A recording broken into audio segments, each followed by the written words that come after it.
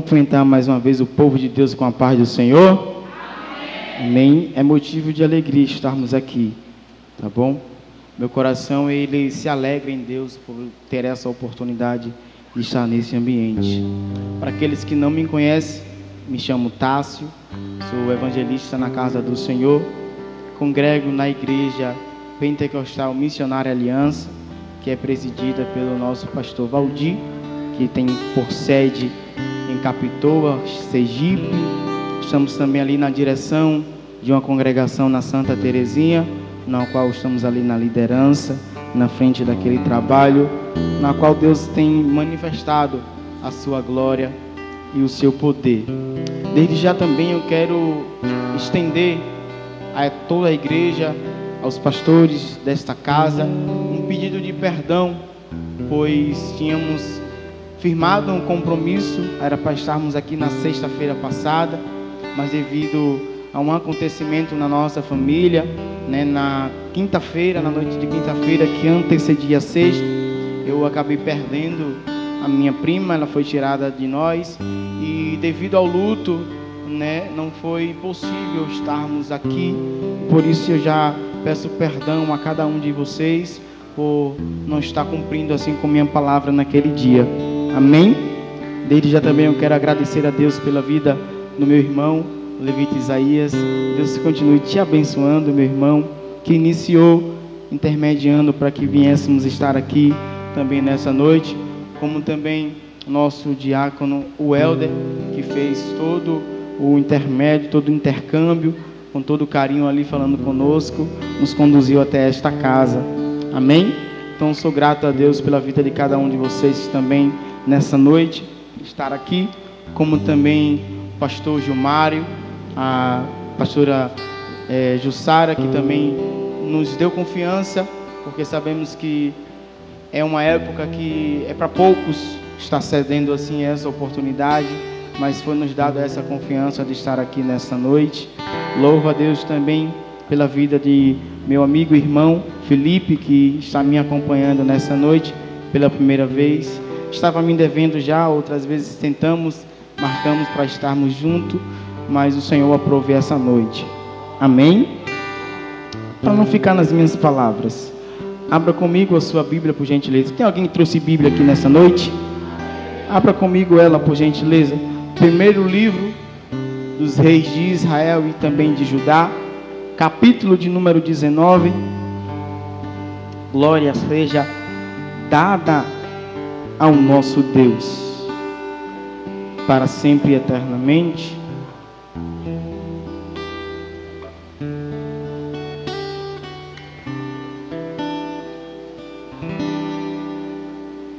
Primeiro livro dos reis de Israel e também de Judá, capítulo de número 19. Encontre comigo, por favor. E ao encontrar, você vai ler a partir do 15 comigo. Louvado seja Deus. Perdão, vamos ler a partir do 13 para dar um melhor entendimento à igreja. Primeiro livro dos reis de Israel e também de Judá, capítulo 19, a partir do verso de número 13. Vamos estar lendo alguns versículos nesta noite. Você encontrou? Só para eu entender que você realmente encontrou.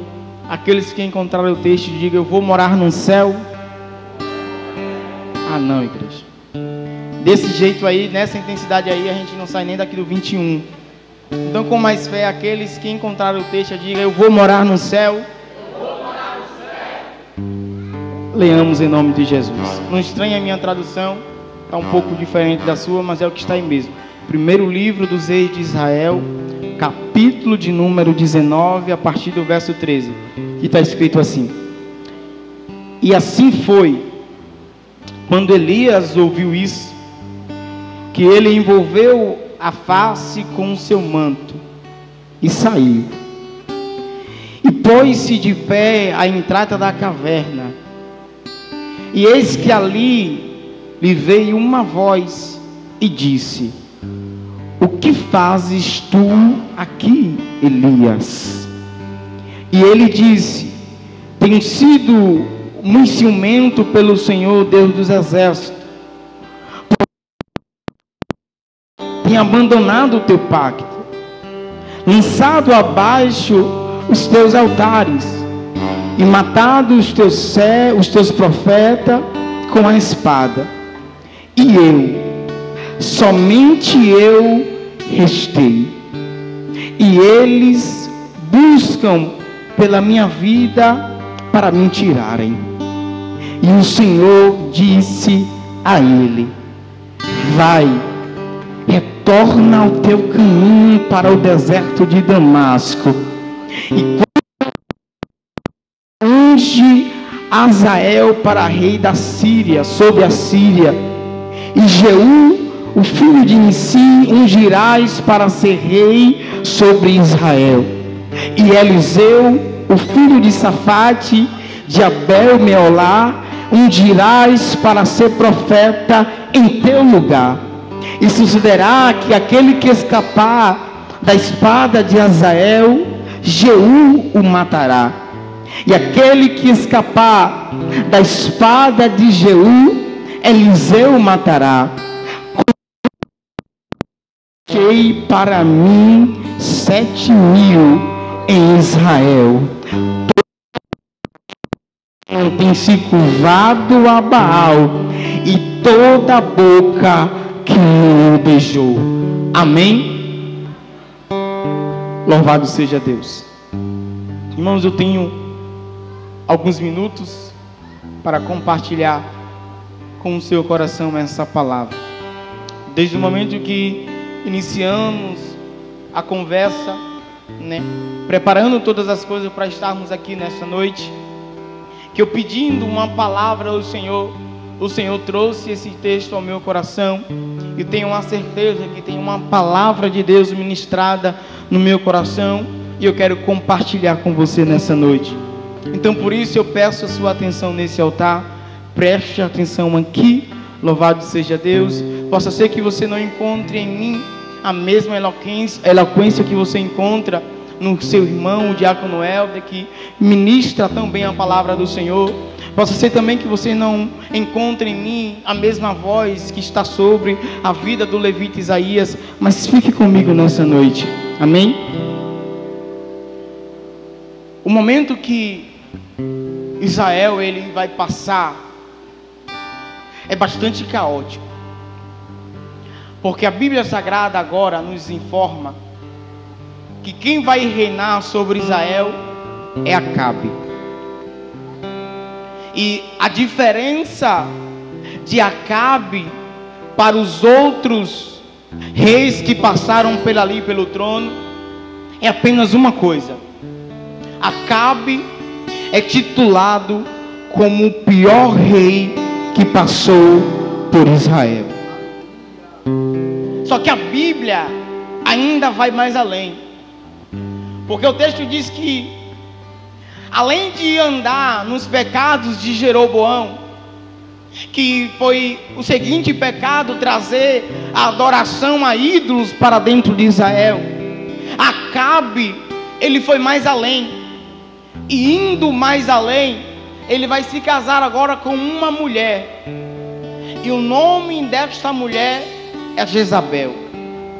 Essa mulher tem um pai, e o nome do seu pai é Etibaal, que traduzindo significa aquele que é consagrado a Baal. Saber, Jezabel, ela vai agora bagunçar todas as coisas em Israel, porque ali agora ela vai trazer a adoração de ídolos.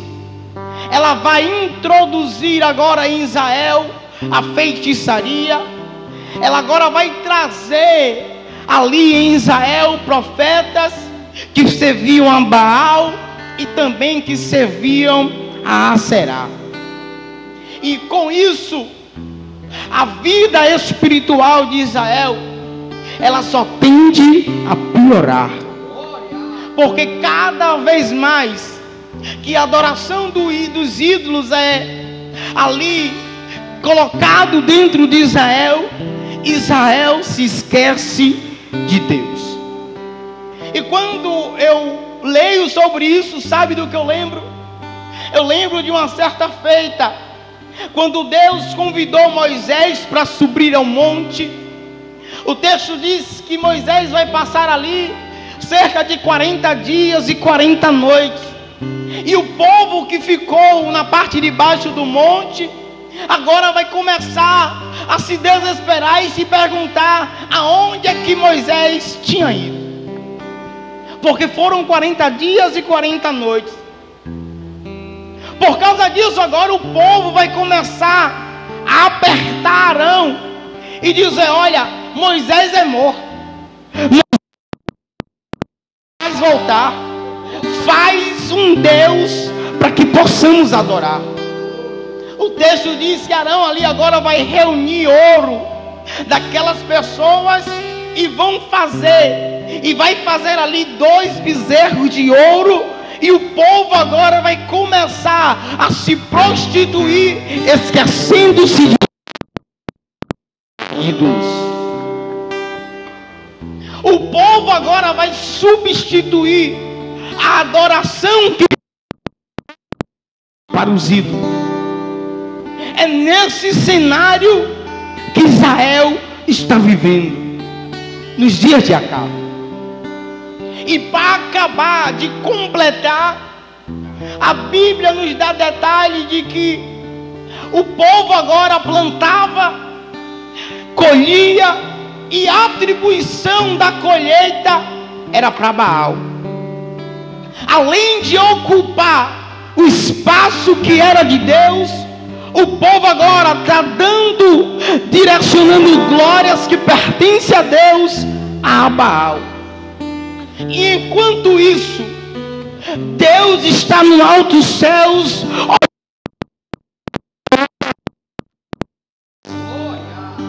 Você não pegou, vou repetir. E enquanto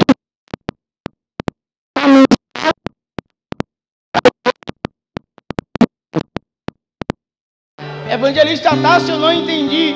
Eu te explico agora. Porque alguém pode olhar para a nossa geração e ver muitas coisas acontecendo.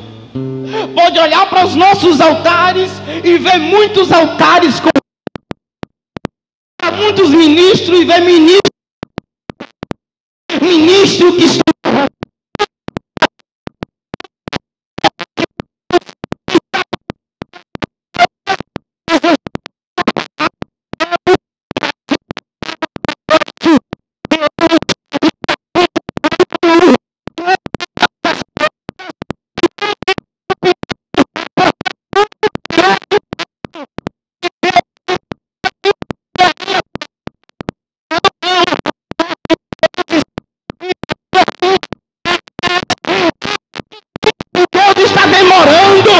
mas Deus não está demorando. Ele vai chegar na hora certa, Ele vai chegar no momento certo. E quer saber mais? Fará um dia que Deus vai estar sentado no trono, julgando a todos. Não se preocupe, Deus está vendo tudo. Sabe do que eu lembro? O texto diz no livro de Isaías, capítulo 6, está escrito: no ano em que morreu o rei Uzias, eu vi o Senhor assentado no seu alto e sublime trono. Evangelista Tássio, não entendi, eu te explico. Israel está sem rei na terra. O controle de Israel na terra não tem mais. Está todo mundo desesperado se perguntando: quem é que vai reinar? Quem é que vai suceder o trono? Mas no mesmo instante Isaías está descrevendo, dizendo: o trono da terra está vazio, mas quando eu olho para o alto e sublime trono, eu vejo Deus assentado sobre o seu trono, e Ele continua reinando sobre todos. Deus está vendo tudo isso. E cada vez mais o pecado de Israel tem chegado à sua narina. Cada vez mais o pecado do povo tem chegado até Deus. Então chega um momento que Deus decide iniciar o seu basta. Não se preocupe, já já Deus vai iniciar um basta em todo o pecado que a humanidade tem cometido. Já já Deus vai iniciar.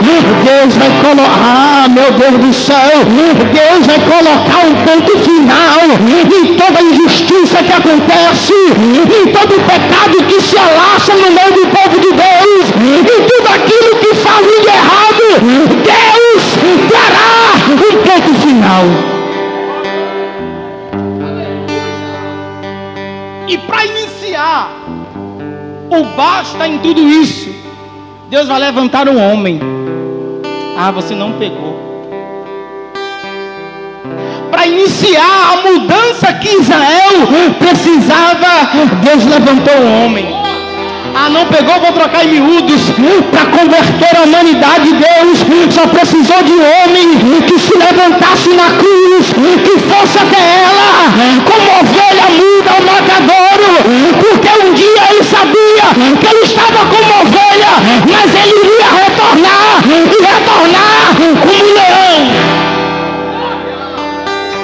A partir de um homem que Deus inicia a sua mudança no povo de Deus. Eu quero te dizer uma coisa. Pode ser a partir de você que Deus pode iniciar uma mudança nessa geração. Ah não, levante a sua mão, porque eu vou profetizar. Eu já quero começar no 220 e profetizar na sua vida que pode partir de você aquele ou aquela que Deus conta para iniciar uma mudança nessa geração.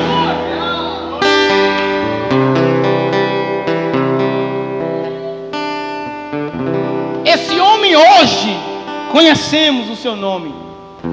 O nome dele é Elias. E ele era da cidade de Tibes. E ninguém sabia aonde ficava.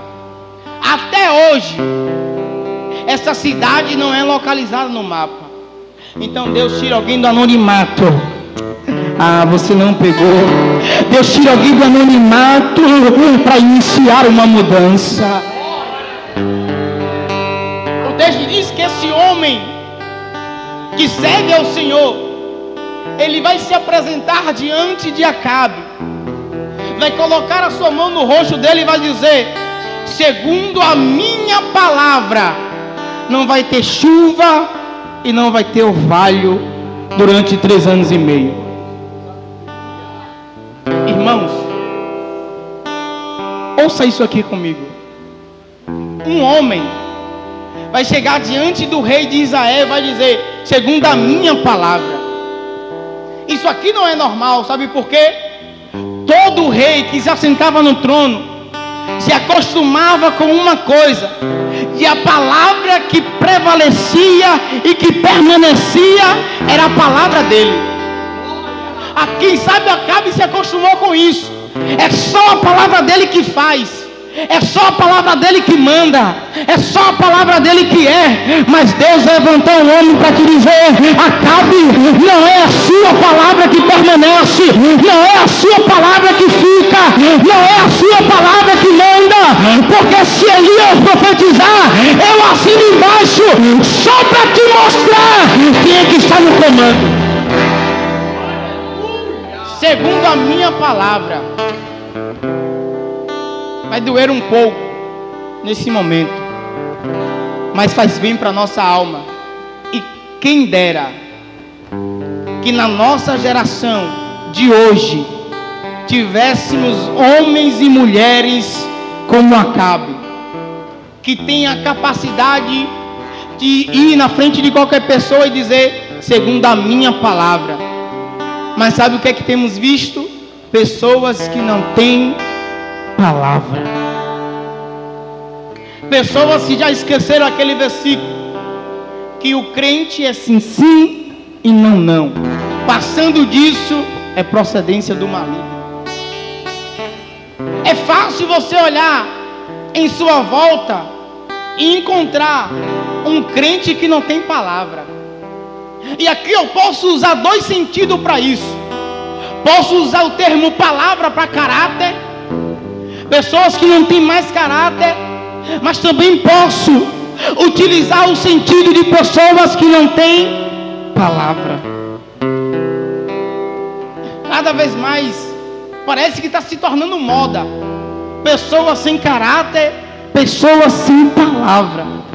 Mas Elias vai virar diante de Acabe e vai dizer: segundo a minha palavra.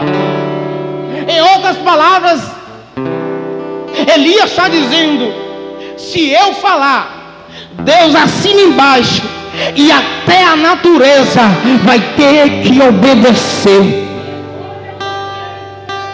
Elias profetiza, Deus assina embaixo, e agora Israel vai passar durante 3 anos e meio debaixo desta palavra. Entenda isso comigo. É um profeta que está profetizando no meio de Israel, e a sua profecia está se cumprindo. Se fosse nos dias de hoje, quantos cartazes teria pela cidade? O profeta que profetiza e acontece. Porque não demorou para acontecer. Na medida que Elias profetizou, aconteceu. Se é no nosso tempo, todo cartaz de igreja que você viesse olhar, estaria estampado Elias, o profeta que fala e se cumpre. Todo mundo ia querer Elias na sua igreja para estar pregando. Todo mundo ia querer Elias com oportunidade no ambiente de culto só para profetizar e acontecer. Mas sabe o que é que eu vejo Deus fazendo com Elias? Elias, você até profetizou segundo a sua palavra, eu até assinei embaixo, mas agora que vai prevalecer a minha palavra, vai, desce a Ribeiro de Queriate, porque lá você vai ser cortado para ficar no tamanho certo. Irmão, isso aqui mexe comigo. Sabe por quê? Israel está vivendo um momento caótico e não tem profeta. Se levanta um profeta, profetiza e acontece. E a palavra de Deus para Elias é: vai e se esconde. Porque profeta que é profeta não precisa estar sempre aparecendo. Vira e volta, você vai olhar para um profeta e vai ver ele escondido. Porque o lugar de profeta é escondido. Profeta que é profeta, ele não anda se mostrando, ele está escondido. E não foi o homem que escondeu, não foi o homem que colocou Elias no canto, foi o próprio Deus que disse: Elias, vai para o Ribeiro de Queriate e lá você vai se esconder. Já se perguntou a indagação de Elias para Deus: mas Senhor, eu acabei de profetizar, minha palavra acabou de acontecer, já vivi tanto tempo no anonimato, sem ninguém me conhecer, agora que eu tenho a oportunidade de mostrar que o Senhor é na minha vida, o Senhor manda eu me esconder. O que é que Deus quer fazer com isso? O Ribeiro de Queriate, a palavra Queriate significa lugar de cortar para ficar no tamanho certo. Porque profeta que é profeta tem o seu tamanho certo. Profeta, meu Deus do céu, profeta que é profeta não anda de nariz empinado. Profeta que é profeta sabe o seu lugar é do tamanho Deus não deixa o profeta crescer muito. Quando cresce, ele corta para ficar no tamanho certo. Evangelista Cássio, Deus corta a vida do profeta, corta. E sabe o que eu lembro? Jesus uma certa feita diz: eu sou a videira verdadeira, e todos aqueles que estão em mim dará fruto. Aqueles que estão em mim eu podo para que ele dê mais fruto. Aqueles que não dão fruto eu corto e a lanço no fogo. Então profeta que é profeta precisa passar pela poda. Sabe para quê? Para dar mais fruto. Já a gente engata. É só introdução.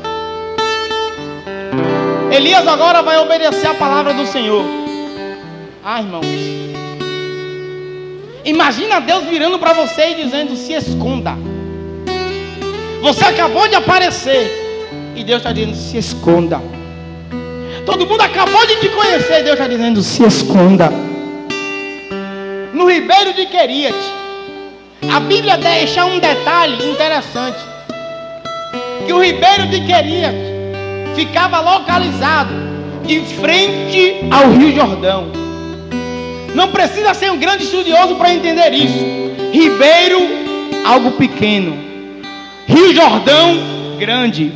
Deus está dizendo: Elias, você não vai para o grande, você vai aprender a viver no pequeno. E muitas vezes na nossa vida é assim. Vamos estar até de frente ao grande, mas vamos ter que se acostumar com o pequeno. Vamos estar, meu Deus do céu, vamos estar até avistando o grande, mas vamos ter que se contentar com o pequeno, porque a palavra de Deus é: Elias, é no pequeno que você vai se esconder. Mas Senhor, eu estou vendo o Rio Jordão que é grande. Rio Jordão não, você vai ficar no pequeno. Já passou por isso? Avistar o grande, mas ter que se contentar com o pequeno.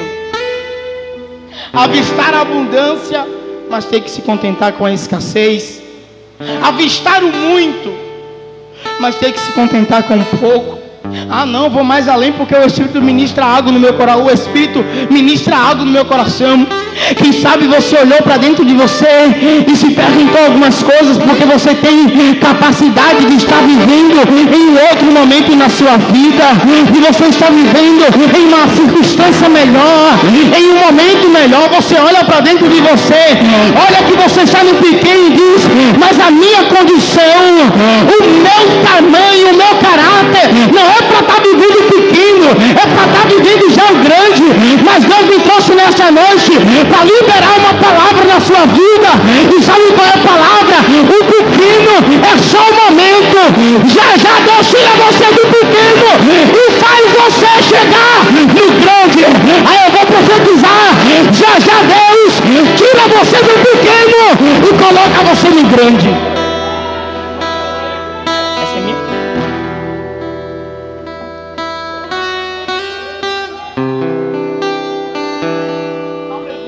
Mas viver o pequeno é necessário para tratamento de Deus.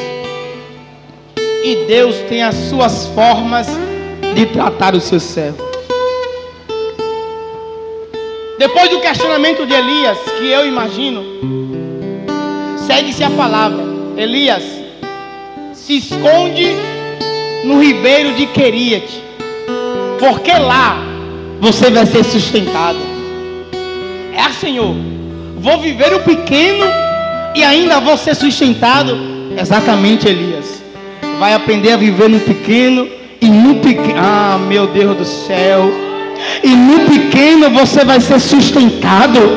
Porque olhando para nós, olhando para nossa condição, de seria melhor se eu estivesse no grande, seria melhor se eu tivesse mais dinheiro, seria melhor se eu tivesse uma condição financeira melhor, se eu tivesse um carro melhor, se eu tivesse uma moto melhor, uma bicicleta melhor, se eu tivesse um momento melhor da minha vida.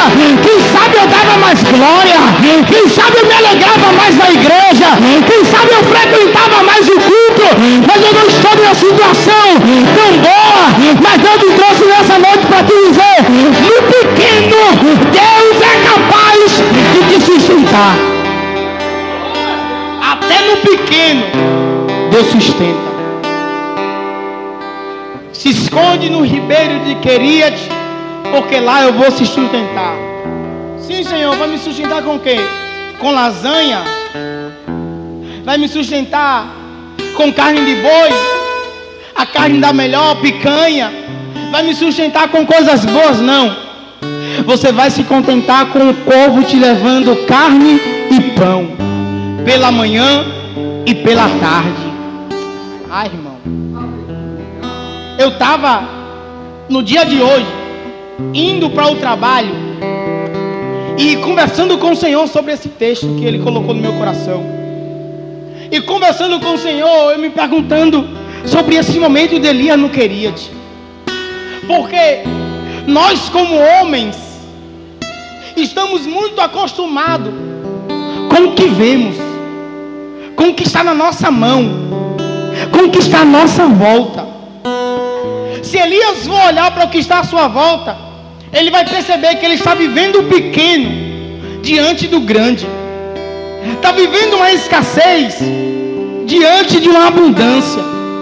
Mas reparamos muito nessas pequenas coisas e esquecemos o que Deus faz na nossa vida.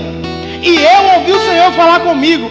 Você percebe que Elias vai viver o Queriate, mas eu disse a Elias que eu iria sustentar ele. Porque meu Deus, vai apertar um pouco. Vai apertar um pouco, mas é necessário falar. Porque às vezes olhamos para a nossa condição, mas em meio à nossa condição, Deus está nos sustentando. Olha, meu Deus do céu, olhando para o nosso armário, às vezes tem apenas 1 quilo de arroz, 1 quilo de feijão, mas Deus está sustentando. Olha, olhando para a nossa conta bancária, às vezes está um saldo negativo, mas Deus está sustentando. Olhando para a nossa condição, se perguntando, como é que estamos vivendo? É Deus que está sustentando o seu povo. É Deus que está sustentando o seu povo. Olhamos muito, na verdade temos a mesma fé que Tomé. Só acreditamos quando tocamos, quando está na nossa mão, quando a gente pode ver. E esquecemos que o fundamento da fé, a fé é o firme fundamento das coisas que não se vê, mas já se espera. Elias não estava vendo Deus o sustentando, mas Deus já estava sustentando Elias em meio àquele deserto. Nessa noite Deus me traz aqui para te lembrar algumas coisas. Você já passou por muita situação difícil, você já passou por muita coisa na sua vida, e você hoje está sentado nessa cadeira porque Deus te sustentou em meio a esse deserto, porque Deus te sustentou no pequeno, porque Deus te sustentou nessa escassez, porque Deus te sustentou no momento difícil.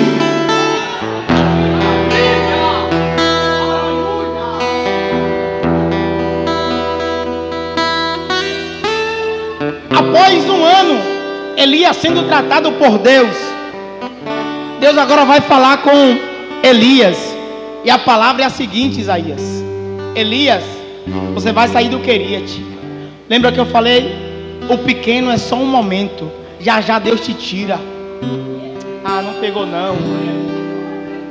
Vou repetir para ver se você pega. O pequeno que você está vivendo hoje é só um momento, já já Deus te tira. O pequeno é só um momento, já já vem uma palavra de alto céu dizendo: Elias, chegou o seu momento de sair do pequeno. Elias, chegou o seu momento de sair da escassez. Elias, chegou o seu momento de sair dessa dor, porque isso que você passou é só um momento.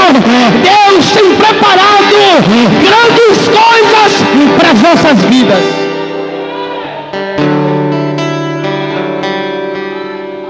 É só um momento. Sim, Senhor, vou para onde? Se levanta, sai daí do Queriate e vai para uma terra. Lá você vai conhecer uma mulher, e essa mulher vai te sustentar. Ela é viúva e essa mulher vai te sustentar. Quando ouvimos isso, não vemos sentido. Vou te explicar por quê. Naquela época, mulher não podia trabalhar. Então a mulher, ela não tinha condição de sustentar o seu lar. Para você ter noção, quando uma mulher perdia o seu marido, ela ficava à mercê de os seus filhos a sustentar. Se ela perde também o seu filho, ela vai ter que pedir esmola para sobreviver. Então a palavra de Deus para Elias é: uma viúva vai te sustentar. Como Elias é obediente e ouve a palavra do Senhor, Elias se levanta e vai. Ô irmão, imagina a mente de Elias no meio do caminho, indo até aquela terra, conhecer aquela mulher. Chega de pão em carne. Pão em carne só foi um momento. Quem sabe agora vai ter um banquete preparado para mim. Quem sabe uma mesa já está exposta para eu sentar, ser servido como um profeta que eu sou, ter o reconhecimento que eu preciso. Sabe o que é que Elias vai encontrar? Encontra até a viúva. E essa viúva está catando gravetos.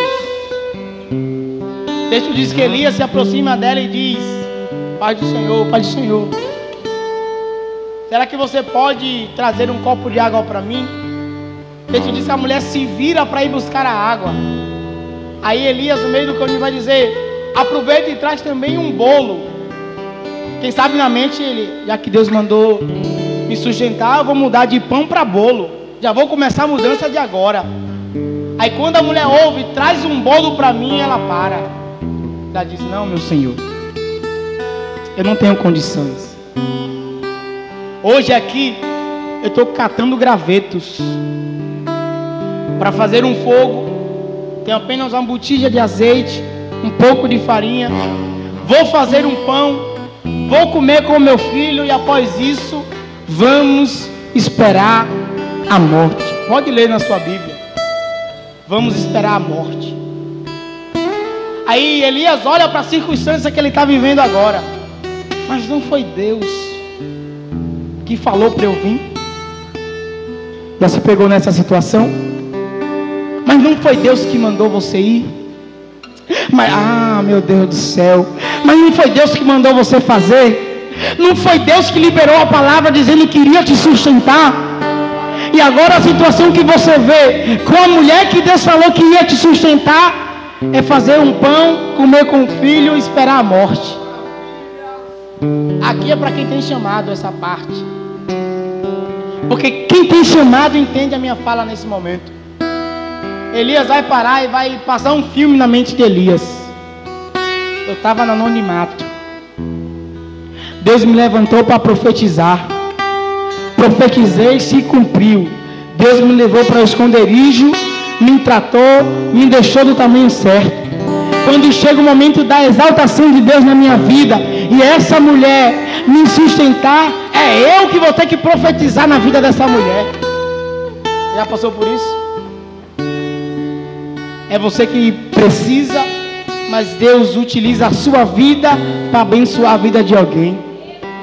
É você que precisa da oração, aí Deus usa você para orar por alguém. É você que precisa que Deus venha e intervenha na situação. Mas aí você tem que estender a sua mão e orar para que Deus intervenha na situação do irmão. Isso aqui não é para todo mundo não. É só para quem tem chamado. Porque às vezes vamos estar aqui em cima pregando.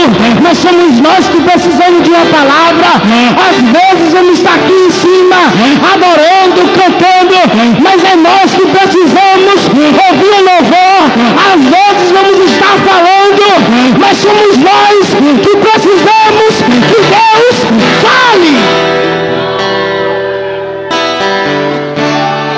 Aí quando Elias, meu Deus do céu, quando Elias olha para a situação que ele está agora, sabe do que ele lembra? Eu sou profeta, eu tenho um chamado. Não entendi, evangelista Cássio, eu te explico. O ano que Elias passa ali no Ribeiro de Queriate me mostra um momento Elias profetizando alguma coisa. Pode me mostrar na sua Bíblia. Durante esse ano ele profetizando alguma coisa. Então, não está escrito, por favor, não está escrito. É uma linha de pensamento minha. É uma linha de raciocínio minha, eu entendo. Eu imagino durante aquele ano, Elias como profeta, no Ribeiro de Queriate, sendo sustentado. É zona de conforto. Não profetiza mais e está sendo sustentado. Elias quer mais o quê? Mais nada. Porque é profeta, mas não está profetizando. Eu vou melhor para você entender. É levita, mas não está cantando. É pregador, mas não está mais pregando. Tem chamado, mas não está cumprindo. É dirigente do ciclo de oração, mas não vem mais. Aí Deus permite o Ribeiro de Queriate só para tratar aquele que tem chamado, para lembrar a ele que você tem um chamado que Deus estabeleceu. Elias diante da mulher e lembrando: eu passei no Ribeiro de Queriate, foi apenas uma escola. Escola para quê? Para eu levar para outras vidas. Porque quem tem chamado é assim. Na maioria das vezes, a situação que você passa não é para você mesmo. É sempre para você ajudar alguém. Então agora eu imagino Elias diante daquela mulher. E quem é profeta entende a minha fala. Porque quem já foi tratado no Ribeiro de Queriate não se limita a ajudar alguém. Quando Elias ouve a situação daquela mulher, sabe o que ele diz? Pode trazer o pão para mim e não se preocupe, porque segundo a minha palavra, o azeite vai ser multiplicado, a farinha vai ser multiplicada e não vai se acabar da sua panela. Porque foi para isso que Deus preparou para Elias. Mas evangelista Tássio, e a parte que Deus iria sustentar Elias? Começa após ele profetizar. Não entendeu? Vou repetir. O sustento de Deus na sua vida começa após você profetizar. Não entendeu ainda? Eu vou trocar em miúdos. Sabe o que é que Deus está esperando para mover as águas na sua vida? É você se levantar na sua casa e dizer: a partir de hoje a minha situação muda. A partir de hoje eu sou sustentado por Deus. A partir de hoje a minha casa é governada por Deus. A partir de hoje a minha história é mudada. Meu Deus. Deus está esperando um levantar seu para começar a mudar a circunstância da sua vida. Isso aqui tem um endereço para alguém. Deus está esperando uma posição sua para Ele cumprir aquilo que Ele te prometeu. Enquanto você não se posicionar, Deus não cumpre na sua vida. Enquanto você não estiver na posição, você continua no Ribeiro de Queriate. Enquanto você não se erguer, Deus não cumpre na sua vida.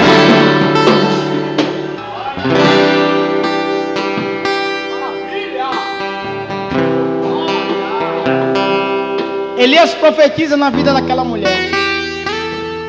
Após isso, vai chegar o momento de Elias se apresentar novamente para Acabe.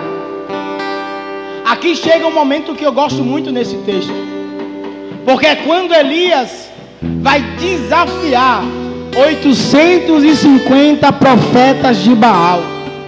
Ele vai levar todos os profetas para cima do monte. E ali em cima do monte ele vai fazer um desafio. Qual é o desafio? Pega um cordeiro, parte no meio. Os profetas de Baal vai clamar ao seu Deus. E aquele Deus que responder com fogo é o verdadeiro Deus. Assim vai acontecer. O texto diz que os profetas de Baal e Aserá vai ali colocar o cordeiro em cima do altar e começar a gritar Baal. Baal responde. Baal responde. E nada de Baal responder. Deixa eu dizer que eles vão aumentar o nível de adoração a Baal. E eles começam a se cortar e pedindo: Baal responde, mas Baal não fala nada. Na maioria das vezes, criticamos esses profetas. Mas eu tenho um ensinamento que vale para as nossas vidas. Você percebe que eles começam a clamar a Baal e Baal não responde, e eles aumentam o nível de adoração para Baal responder. Não pegou, vou te explicar. Às vezes Deus só quer que você aumente o nível da sua adoração para Ele responder. Você se acomoda, sabe com o quê? Vir para um culto como esse, sentar nessa cadeira, levantar apenas a mão, depois sair para sua casa. Aí Deus está dizendo: aumenta um pouco o nível da sua adoração, clama mais um pouco, adora mais um pouco, faz um sacrifício maior para eu responder na sua vida. Eu gosto de Elias, porque após a tentativa dos profetas de Baal, Elias agora toma a palavra e diz: olhem para cá e vocês vão ver como é que se adora no altar. Elias vai, meu Deus do céu, Elias vai ensinar o povo o que é se relacionar com o altar. E sabe qual é a primeira coisa que Elias vai fazer? Ele vai reparar o altar e vai dizer: aqui está rachado, desse lado está rachado, daquele outro lado está rachado, e não tem como ofertar sacrifício a Deus com o altar rachado. Qual é o primeiro princípio da adoração? Não tem como adorar a Deus com o altar rachado. Evangelista Tássio, o que eu preciso fazer? A primeira coisa para iniciar a adoração a Deus é reparar como está o nosso altar.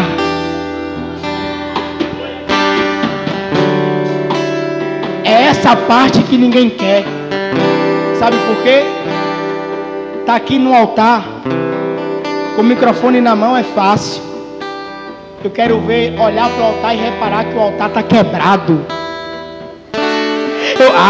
Meu Deus do céu, eu quero ver, olhar para dentro de você e reparar que tem algumas coisas que você precisa corrigir.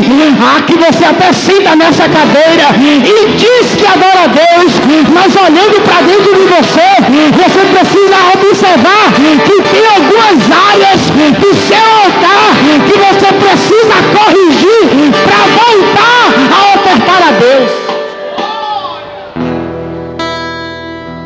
E eu vou mais além, sabe o que? Quem tem costume de ofertar em altar quebrado é quem serve a Baal. Essa dói. Dói aqui também. Não se acostume a servir a Deus com altar rachado. Lembra da ordenança de Paulo, o ensinamento de Paulo sobre a ceia? Todo homem examine-se a si mesmo. Sabe por quê? No tempo da lei, olhava-se a lei e dizia: Isaías, seu altar está rachado. Segundo a lei, o seu altar está rachado. Então a maioria das condenações era de um homem para o outro com a lei. Aí Paulo está dizendo: depois de Cristo não é mais a lei que você vai condenar o outro, agora é você que vai condenar a você mesmo. E é essa parte que ninguém quer. Olhar para dentro de você e perceber que seu altar está rachado e que você precisa fazer alguns ajustes. Eu vou trocar de minutos para você não sair daqui dizendo que Deus não falou. É você olhar para dentro de você e reconhecer que você precisa orar mais, que você precisa jejuar mais, que você precisa se consagrar mais, que você precisa mergulhar mais na palavra de Deus.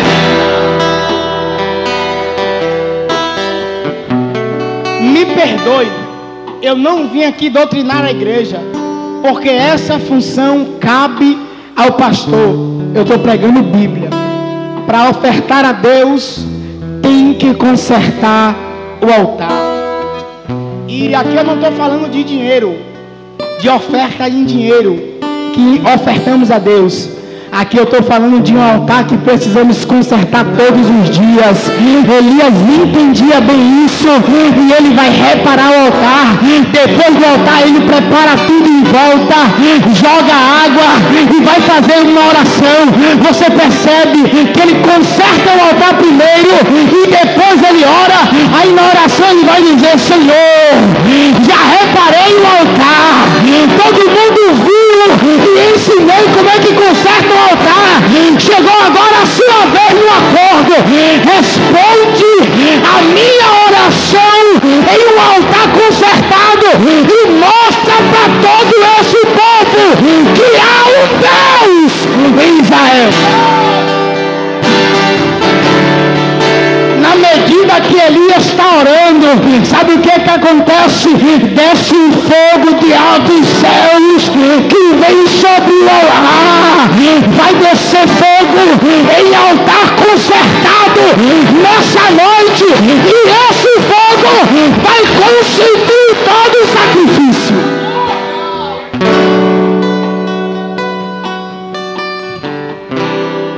Eu não vim pregar isso.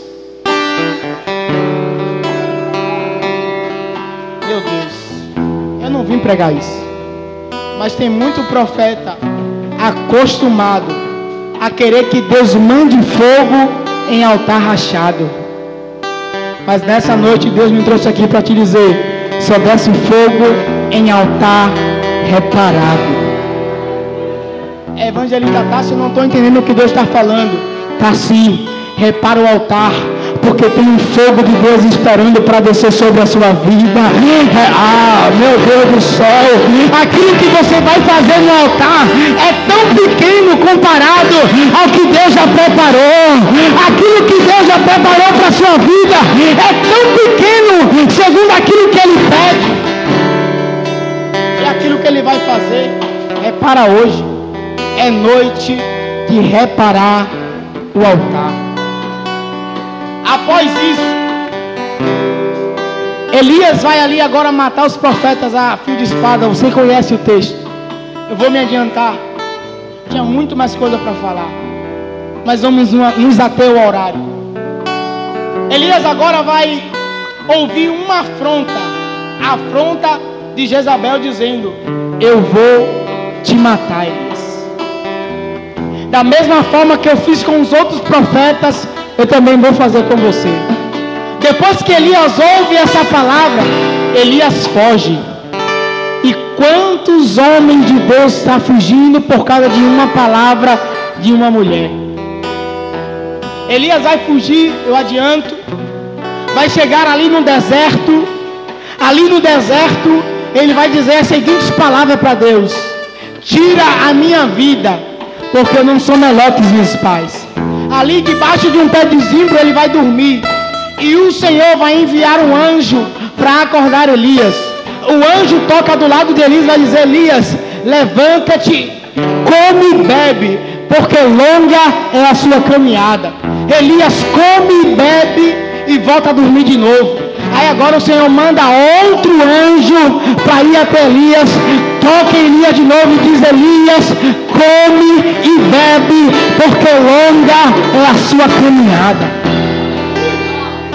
Elias vai se levantar ali após comer e beber, e a força daquela comida vai sustentar Elias durante 40 dias e 40 noites. E aqui é a parte que eu mais gosto. Sabe por quê? A Bíblia diz, pode ler na sua Bíblia, no capítulo 19, que Elias vai chegar ao Monte Horebe, o monte de Deus. E ao invés de ele subir para o monte, sabe para onde é que ele vai? Para dentro de uma caverna. Dentro de uma caverna ele passa uma noite. Pode ler na sua Bíblia. Uma noite.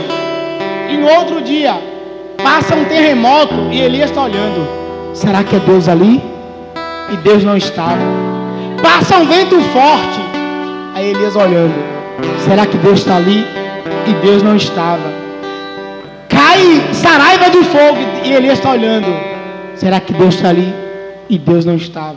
Sabe o que eu lembro com isso? Sabe o que eu entendo com isso? uma noite na caverna foi o suficiente para tirar a sensibilidade de Elias de reconhecer aonde é que está Deus. Eu não vou me ater a essa parte, porque eu não vim para falar disso. Após passar tudo isso, o texto diz que uma brisa suave, é uma brisa suave, irmão, porque nem sempre Deus vai estar no terremoto, nem sempre Deus vai estar no fogo que cai do céu, nem sempre Deus vai estar no vento forte que passa. Às vezes Deus está numa brisa suave e começa a palavra só para te dizer: Elias, eu passeio aonde eu quero, não é na medida que você quer que eu trabalho como eu quero, eu faço como eu quero, eu ando como eu quero. Não. Na brisa suave. Aí Elias olha e diz: Deus está ali. Aí vem uma palavra de Deus para a vida de Elias. A palavra é: Elias, o que você faz aqui? Eu tinha outras coisas para falar sobre a caverna, mas fica para uma outra oportunidade. Eu vou me ater ao que Deus colocou no meu coração. E sabe qual é? Quando Elias ouve a pergunta de Deus, ele vai responder: Senhor, eu tenho sido zeloso com as coisas do Senhor, mas agora aqueles buscam a minha vida para tirar, e eu não quero mais. Em outras palavras, Elias está dizendo. Sabe qual é a resposta de Deus para Elias?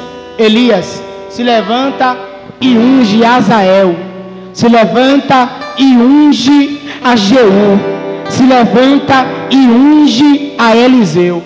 Eu não entendi essa parte, mas lendo, o Senhor falou comigo.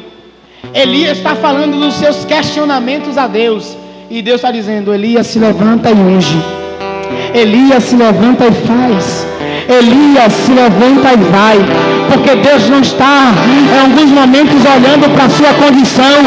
Deus está se preocupando com que a obra dele venha continuar. E nessa noite eu venho com uma palavra de Deus para te dizer: se levanta e volta a fazer o que você fazia. Ah, meu Deus do céu, se levanta e volta a cumprir seu chamado, porque Deus não te alimentou para você ficar dentro de uma caverna. Aí tem a palavra que eu gosto, sabe qual é? Ele vai dizer: e só sobrou eu, só tem apenas eu, só tem um. Aí Deus vira para ele e diz: sabe o que é que Deus diz? Não, Elias, você está enganado. Sabe por quê? Ainda tem 7.000 que não se prostrou diante de Baal. Ah, você não pegou, vou melhorar nessa noite. Deus me trouxe aqui para te dizer: quem disse que você está só nessa caminhada? Quem disse que você ficou sozinho? Ainda tem 7.000 que não se dobrou em meio a uma geração que tem muitos caindo, que tem muitos se corrompendo. Deus me trouxe aqui para te dizer: tem 7.000 que ainda não se prostrou. Eu quero ver se tem mais aqui. Tem 7.001, tem 7.002, tem 7.003, tem 7.004, 7.005. Tem muitos que ainda não se prostrou. Eu estou de pé. Tem mais alguém que está de pé. Tem mais alguém. Está de pé. Passou pela caverna, mas está de pé. Muitos criticou, mas está de pé. Muitos falou de você, mas você continua de pé. Aí quem olha para Elias e pergunta: como é que ele está de pé? Como é que ele passou a caverna? Como é que ele passou o deserto? Como é que ele passou tudo isso? Eu respondo agora: é Deus que diz: eu que sustentei.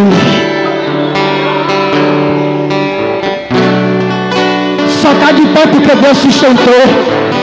Quem sabe alguém questionou: como é que ele continua na igreja? Como é que ela continua na igreja? Como é que ela ainda adora desse jeito? Aí Deus me trouxe aqui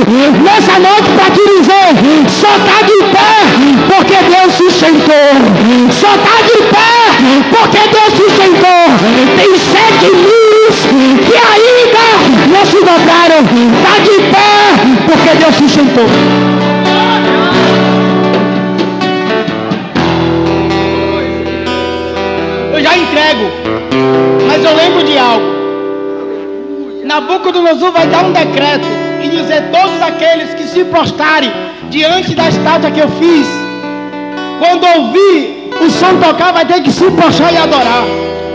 3 homens não se prostram e nem adoram. Ele, por causa do decreto, vai ter que lançar aqueles homens na fornalha. Aí o texto diz que ele fica preocupado e vai até a fornalha e olha, começa a reparar. Quando ele olha para dentro da fornalha, ele vai virar para o seu soldado e pergunta: não foi 3 que a gente lançou na fornalha?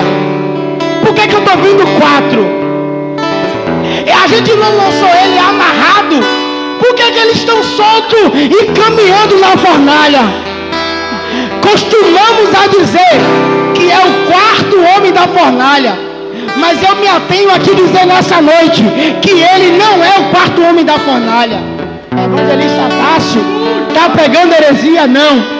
Eu entendo que ele não é o 4º, ele é o primeiro, porque antes de eles serem jogados na fornalha, Deus já estava.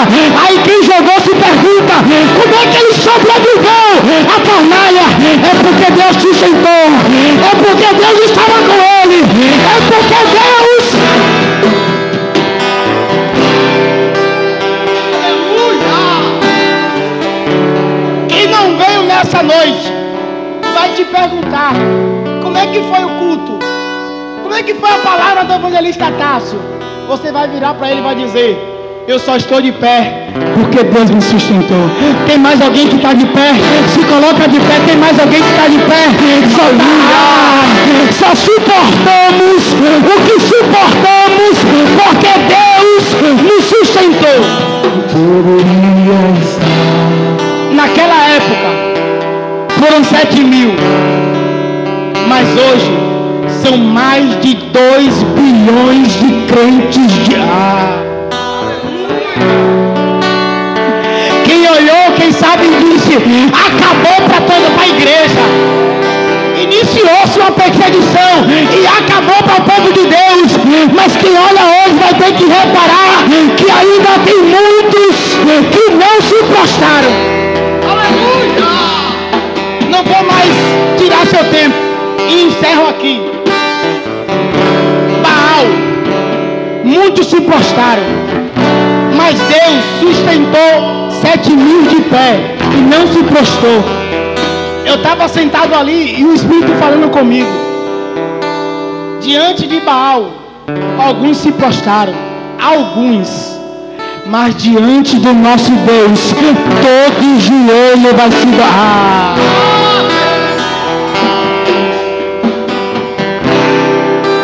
Aqui eu encerro.